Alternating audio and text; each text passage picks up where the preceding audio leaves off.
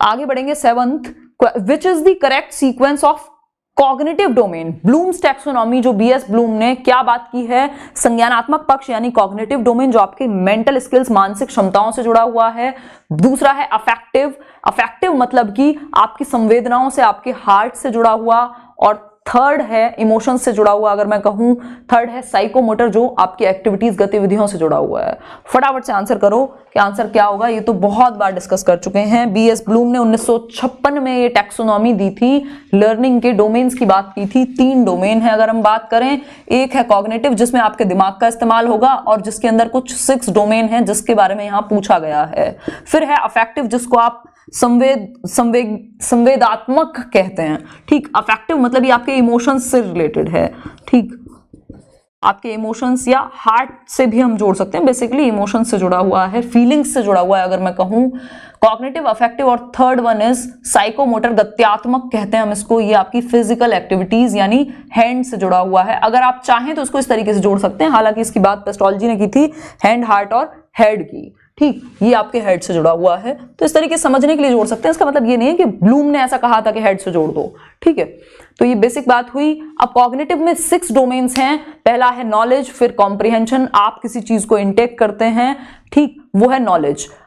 इसके बाद आप समझते हैं इसको, ये है कॉम्प्रिहेंशन। एप्लीकेशन जब आप अप्लाई करना सीख जाते हैं, जब आप कुछ लेने गए, आपने मान लीजिए एडिशन आपको सिखाया गया और आप उसको अप्लाई कर पा रहे हैं शॉप पर, वो है क्या, एप्लीकेशन। फिर है एनालिसिस, जब आप चीजों को तोड़ करके देखना शुरू हो जाते हैं। अगर आप फेल हुए सीटेट में तो क्यों हुए, हालांकि ना हो तो अच्छा है, लेकिन क्यों हुए और कारण क्या थे उनको आप एनालाइज कर रहे हैं, तोड़ करके देख रहे हैं। सिंथेसिस मतलब आप जोड़ के कुछ नया क्रिएट करते हैं। और इवैल्यूएशन है लास्ट। अगर हम बात करें पुरानी टैक्सोनॉमी की, 2001 में इसको रिवाइज किया गया था, सिंथेसिस को ऊपर ले आए थे, क्रिएटिंग इसका नाम हो गया था और इवैल्यूएशन को नीचे लेकर के चले गए थे। अगर मैराथन सेशन 3 ना देखे हो DT+V वाले, जरूर देख लेना, बिल्कुल क्लियर हो जाएगी ये बात। आगे बढ़ेंगे, 7th का आंसर होगा डी, ठीक, क्योंकि थोड़ा सा रिवीजन में साथ में लेकर के चलूंगी ही। 8th पर बढ़ेंगे। 8th क्वेश्चन है आपका, which of the following is not a quality of good teaching. भाई अच्छे शिक्षण की क्वालिटी नहीं है, ठीक। फटाफट से बताइए। पहला है ऑटोक्रेटिक, फिर है डेमोक्रेटिक, फिर है सिंपैथेटिक और फिर है डिजायरेबल इंफॉर्मेशन प्रोवाइडर। अब कई क्वेश्चन या 2-3 क्वेश्चन में तो ऑप्शन भी इन्होंने ऐसे दिए हैं कि जहां बिल्कुल इंसान चाहे तो चैलेंज कर सकता है, बट बोर्ड है और सबसे बड़ी बात पेडागोजी है। यहाँ कुछ चीजें मतलब पर्सपेक्टिव पर भी काम करती हैं, एग्जैक्ट फैक्ट नहीं होती। तो उस चक्कर में जो आंसर एक तो अगर सही है और माना है बोर्ड ने तो उसकी तरफ हम जा सकते हैं। कुछ चीजें ऐसी होती हैं जो फैक्चुअल होती हैं, जिनको आप मान ही नहीं सकते, जिनको आप डायरेक्ट चैलेंज कर सकते हैं, तो उस केस में मैं आपके साथ डिस्कस कर ही लेती हूँ। आंसर बिल्कुल ए ही होगा, ऑटोक्रेटिक नहीं होना चाहिए। हालांकि डी भी नहीं होना चाहिए ऑप्शन। तो भाई डिजायरेबल इंफॉर्मेशन प्रोवाइडर है, भैया जिस चीज की जरूरत है वो टीचर बोलने लग जाए। जैसे आप अभी कहने लग जाए आंसर बताओ, बीच की इंफॉर्मेशन छोड़ो, एक्सप्लेनेशन रहने दो, हमें नहीं चाहिए एक्सप्लेनेशन, हम तो आंसर याद करेंगे। तो ये कैसी बात हो गई फिर? मेरा क्या रोल हुआ यहाँ डिजायरेबल इंफॉर्मेशन प्रोवाइडर का? तो ये बहुत अच्छा तो नहीं है, लेकिन हाँ फिर भी कुछ हद तक बेहतर है अगर मैं बात करूं ए के सामने, जो कि ऑटोक्रेटिक है। ऑटोक्रेटिक, ऑटो का मतलब ही होता है स्वयं, मतलब खुद ही अपने अनुसार चल रही है, पूरी क्लास टीचर सेंटर्ड है, ठीक। तो 8th का ए जो है वो आंसर होगा यहाँ पर ऑटोक्रेटिक, ठीक, निरंकुश कह लीजिए इसको। डेमोक्रेटिक बेहतर है क्योंकि सबकी सुनी जाएगी, for the people by the people वाली बात है। सिंपैथेटिक होना जरूरी है, हालांकि अगर आप एम्पैथेटिक हो, समानुभूति रखें तो ज्यादा बेहतर है सहानुभूति से, है ना। यही एक डिफरेंस है समानुभूति और सहानुभूति में। सिंपैथेटिक में आप कहते हैं हाँ बहुत अच्छा हुआ यार, ठीक है मैं समझता हूं तुम्हारे साथ क्या हुआ ये वो, ठीक। और एम्पैथी इज समथिंग कि भाई आप खुद को दूसरे के शूज में रख करके देखते हैं, वो चीज फील, समान अनुभूति कर पाते हैं अगर मैं बात करूं तो, ठीक। आगे बढ़ जाएंगे 8th का ए। 9th पर बढ़ेंगे। Expectancy theory of motivation has been given by. Expectancy theory of motivation किससे संबंधित है या किसने दी है? आंसर है, पहली बात तो ये है क्या, ये भी समझेंगे। अगर मैं बात करूं, श्रद्धा आज सर्दी है, आज ऐसे ऑफिशियल सर्दियां अनाउंस हुई हैं आज लेट्स लर्न पर। विक्टर ब्लूम ने दिया है, मैस्लो ने दिया है, हर्जबर्ग ने दिया है या फिर स्किनर ने दिया है? बताओ एक बार, आंसर करो। 9th का ए, बहुत बढ़िया। कोई तो सी भी दे रहा है, आंसर क्या होगा? आंसर होगा विक्टर व्रूम। ठीक, ए ऑप्शन। एक्सपेक्टेंसी थियरी कहती क्या है कि आपकी गोल को लेकर के एक एक्सपेक्टेंसी या एक्सपेक्टेशन रहती है कि भाई कोई वर्ल्ड कप में बहुत अच्छा परफॉर्म करेगा। क्यों? क्योंकि वर्ल्ड कप जीतने की इच्छा है, एक्सपेक्टेंसी है। ठीक है, एक्सपेक्टेशन है अगर मैं कहूं तो। ठीक, तो 9th का आंसर होगा, विक्टर व्रूम ने दिया है इसको, 9th का ए। मैस्लो की नीड की हायरार्की है, आवश्यकताओं का अनुक्रम है, जिसमें वो 5 लेवल की बात करते हैं। वो कहेंगे भाई फिजियोलॉजिकल यानी शारीरिक आवश्यकताएं, सर्वाइवल नीड्स आप अपनी पूरी करेंगे, रोटी कपड़ा मकान की।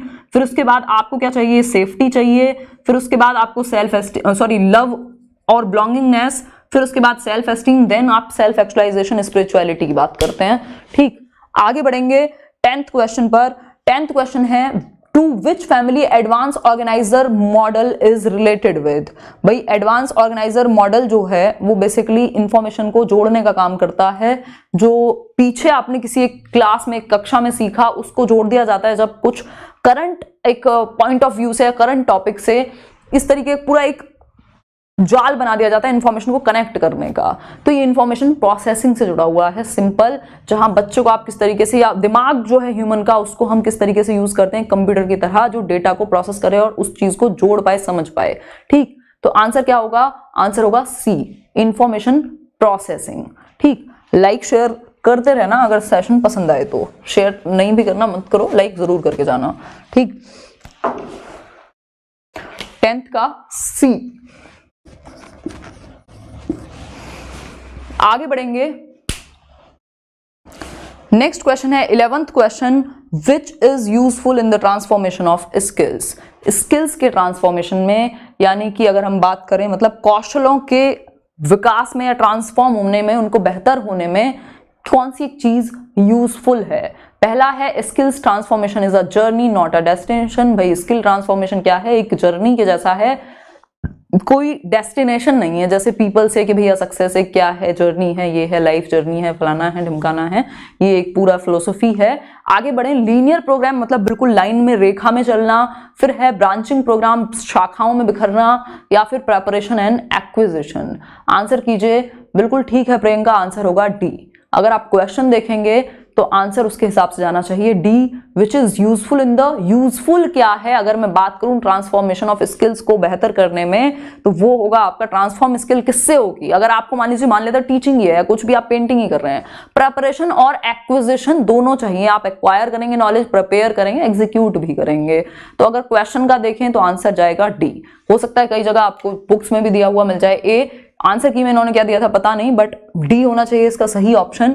ठीक, 11th का डी। ए नहीं होगा, क्यों नहीं होगा? जो भी लोग पूछ रहे हैं, ए इसलिए नहीं होगा क्योंकि यहां पे आपसे फिलोसफी नहीं पूछी कि ट्रांसफॉर्मेशन में क्या यूजफुल है। अब मैं कहूं, आप मुझसे पूछना है अच्छा सीटेट कैसे क्लियर करें, और मैं ये कहूं कि सीटेट तो सीटेट है, बस सीटेट तो क्लियर होता ही नहीं है, सीटेट तो सीटेट है ना। तो आप कहोगे क्या पागल, मतलब बाबाओं वाली बात क्यों कर रहे हो, ये बताओ तरीका क्या है। ठीक, तो तरीका है प्रेपरेशन और एक्विजिशन, जो पूछा गया है उसके अनुसार आंसर डी। आगे बढ़ेंगे, 12th है, which one is not the maxim of teaching from the following. भाई शिक्षण का सूत्र कौन सा एक नहीं है इनमें से। पहला है फ्रॉम सिंपल टू कॉम्प्लेक्स, फिर इसके आगे है इनडेफिनेट टू डेफिनेट जाना, देन सीन टू अनसीन, फिर है डिडक्शन टू इंडक्शन। आंसर कीजिए एक बार।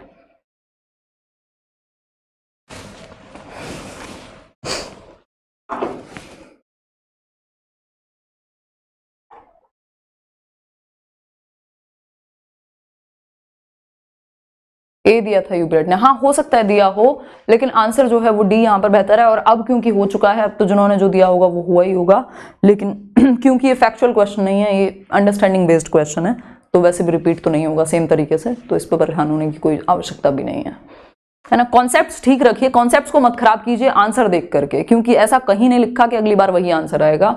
ठीक, which one of the following is not a maxim. भाई कौन सा एक शिक्षण का सूत्र नहीं है, और ये कम ही क्वेश्चन होते हैं जिनमें पर्सपेक्टिव वाली प्रॉब्लम आती है, अदरवाइज जो फैक्चुअल है वो तो फैक्चुअल है। ठीक, तो आंसर होगा D, deduction to induction. Deduction to induction जाना हम कोई वे नहीं मानते अपने आप में, हालांकि आप कहते हैं डिडक्टिव मेथड है, इंडक्टिव मेथड है, बट ऐसा नहीं है कि डिडक्शन टू इंडक्शन जाएं आप। बच्चे को डिडक्शन का मतलब है एक तरीके से अगर आप देखें अननोन टू नोन जाना, या अगर मैं कहूं तो जनरल टू स्पेसिफिक जाना, लेकिन हम बात करते हैं किसकी, डिडक्शन टू इंडक्शन। कोई भी एक मैक्सिम, एक जनरल प्रिंसिपल नहीं है जिसको आप फॉलो करें टीचिंग में। तो ये तो फैक्चुअल क्वेश्चन है, बिल्कुल सिंपल 12th का डी। अगर मैं बात करूं पहला सिंपल टू कॉम्प्लेक्स मतलब आसान से जटिल की तरफ, सरल से जटिल, बिल्कुल 100% सही है। इनडेफिनेट टू डेफिनेट का मतलब है कोई भी एक स्पेसिफिक एग्जांपल लिया आपने, इनडेफिनेट अभी नहीं पता आपको सत्य क्या है जिसको आप आगे तराशेंगे, तो इनडेफिनेट टू डेफिनेट किसी एक निश्चित चीज पर जाते हैं आप, वो भी ठीक है। और या जो आप जानते हैं, नोन टू अननोन से भी जोड़ सकते हैं आप इसको। सीन टू अनसीन फिर से वही है, जो आप जानते हैं, जो नोन है, और जो आप आगे क्या करेंगे, जो कॉन्सील्ड है, छिपा हुआ है, उस तक पहुंचेंगे। ठीक, तो डी ऑप्शन यहां सही नहीं होगा। आगे